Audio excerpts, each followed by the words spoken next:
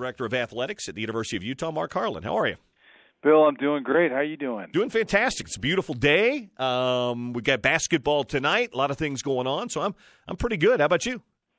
Yeah, it's been a great morning. Just returning from the Capitol, where the state legislator honored Wat Misaka with a resolution about the incredible life he lived, and we just announced at that time that we're going to retire his jersey forevermore in the rafters of the John Huntsman Center. So it's been a terrific morning spending time with his family, and he's just an incredible man. So we're excited to announce all of that today. I know you weren't here for a long time, and maybe you got to meet Watt a little bit. I got to just say hello to him over the years. He'd show up at games, he and Arnie Farron, and they were just two of the nicest guys you've ever met. And, you know, for people that didn't know, people around here know, but a lot of people didn't know what a pioneer in many ways in basketball Watt was, you know, for breaking the color barrier of sorts in basketball back in the day. First non-Caucasian player to play in what was the predecessor to the NBA.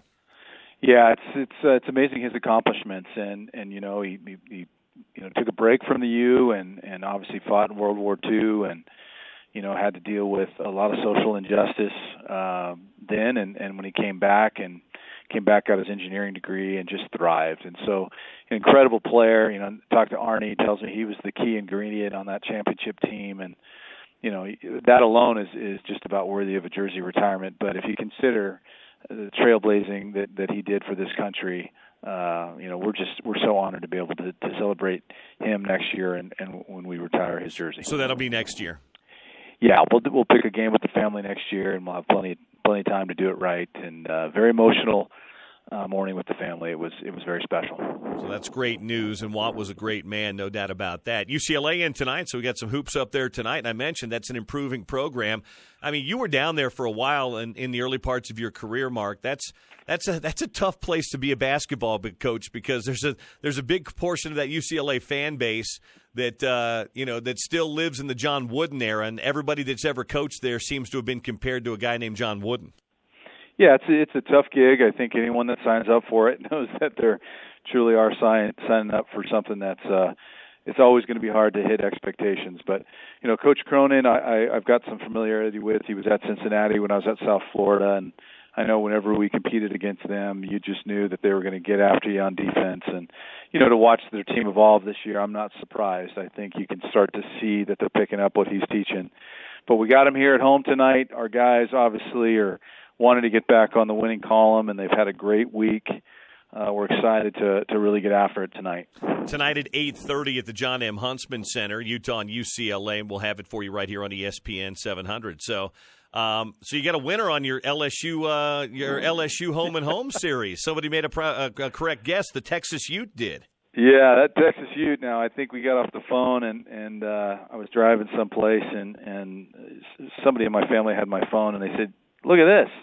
I don't know how folks get that, but yeah, it was fun. Like I said, I'm so excited that Kyle Brennan and Gavin Gow got that done and you know it's fun. I mean, it's crazy. It's how far off it is, but I do think it speaks to how Utah's brand is really expanding in the college football world and just in the college athletic world, and it's just more proof of that. But we're excited about the schedules as we look forward. We still got more work to do, but that was fun to get that announcement out. You've been really good about doing some teases. Do we have a timeline on the next announcement? I couldn't get it out of Brennan the other day. He's a vault, but anything you can give us today on when that next blue blood might be coming? No timeline. I mean, we've agreed in principle. It's just a matter of getting everything finalized, but I don't see that we'll have any issue with it. But hopefully we'll be able to get that out in short order. Okay, that sounds good. So short order could be by the end of the school year, or, you know, if the game's being played in 2029, maybe by 2027 they'll have that thing out there and announced. Yeah, it's a good one, though. It'll be another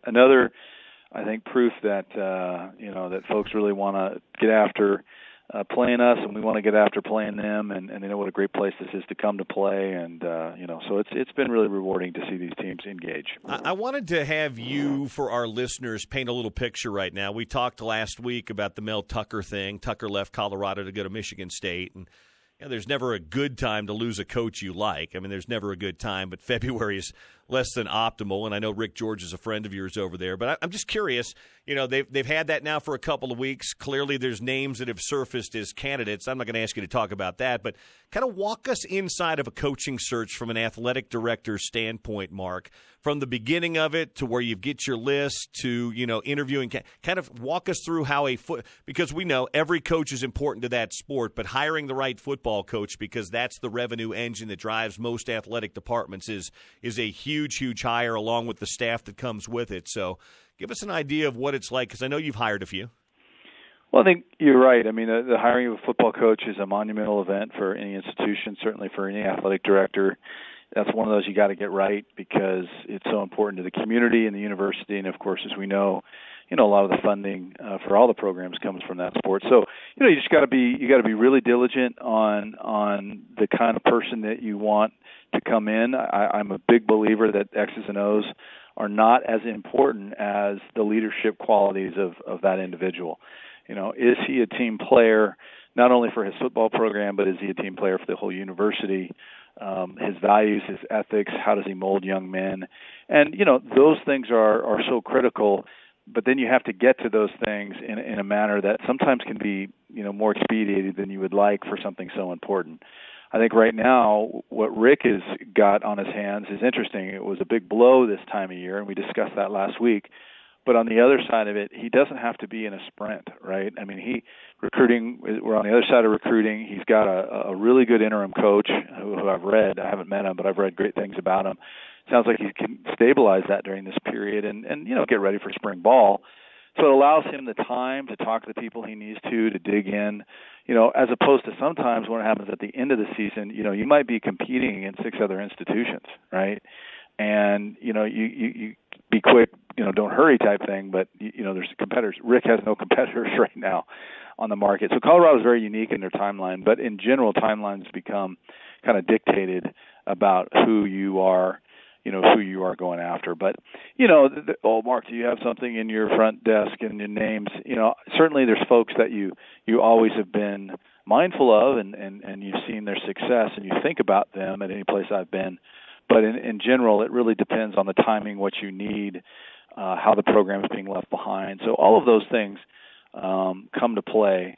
There's also, it's not just you got to make sure your president's involved, in some cases trustees, and you got to keep those folks informed and get their input. And then you got to tune out everything else. Social media now is turning these searches into circuses, and you just got to tune it out and go do your job. And in most cases, someone will emerge that'll be great for your program. Yeah, I was going to say, are you keeping those folks, whether it's your board of regents, your president, in the loop the whole way, or do you kind of narrow the field down as an AD to 3, maybe 4 candidates, and then bring those folks in? Well, the last time I ran a search in South Florida, the president and the chairman of the board were, I was communicating with them on a basis. They weren't with me flying around and doing things like that, but, I kept them informed of how things were going. They were good sounding boards, all of those kind of things. You want your group to be somewhat small because leaks can be very damaging. I mean, if a leak gets out and it's someone that you want and it's going to damage them, they could step out before you've even had a chance to talk to them. So you got to be really smart about that, but you owe it to the leadership of the campus because, again, as we stated, it's such an important hire, and they have a right to know what's going on. But it's a very intense process. But it's exhilarating in some regards too, because you know how important it is, and I see that Rick is taking his time, and I think that's what anybody would want to do if they're in his situation. Before we got a couple of more things here for Mark, then we'll cut him loose here. I saw a story the other day. The ACC came out in support, and I know the NCAA is at least looking at this in supporting a one-time penalty-free transfer for student athletes from an institution. We've talked about this before. Coaches can move, buyouts, things like that. Student athletes can't always do it. But the ACC's out there. The NCAA is looking into it. Where would you stand on something like that? A one-time, you don't have to sit out a year if you go to another school, penalty-free transfer for a student athlete in any sport? It's an interesting question, and it's certainly a hot topic. I was on the transfer working group that I removed when I came here to Utah because, ironically, Rick George was on that committee at that time. The the member institutions were not there yet to do that. We have some sports that do have to sit out. Those sports, theoretically, at the time, were just showing that their graduation rates would be affected if transferring didn't have the year in residence, as we call. That's baseball, men's and women's basketball, ice hockey, and football are the only sports in the NCAA that currently have to sit out. Others can transfer and play right away. Right. I think data now over the last few years is suggesting that really sitting out doesn't necessarily improve your grad rate. And so once that data point came in, I think the transfer working group came out this week and just kind of with the change and said, let's have everybody sit. Your question is, we're talking about it as a league right now. Uh-huh. I need to look at this a little deeper. I do think that, in general, I'm supportive. I think it is a little bit silly that a softball player can go and play right away and a baseball player can't. Right. And so I think that there's some inequities there that are a little bit hard to explain. Here's the bottom line, Bill. It's going to happen. There's enough support behind it already, and I expect that there will be a change in that starting next season. Do you think it will come with stipulations or it will be wide open?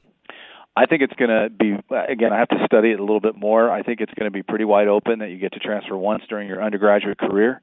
If you graduate, you possibly get to graduate twice in your overall experience. I don't think they're going to change the grad rule. So in essence, you could play at 3 schools and never sit out. I mean, that's kind of the out there scenario, but it certainly could be applicable. I don't see it. I think you're going to have to be in good standing. You're going to have to, all of those things would have to apply.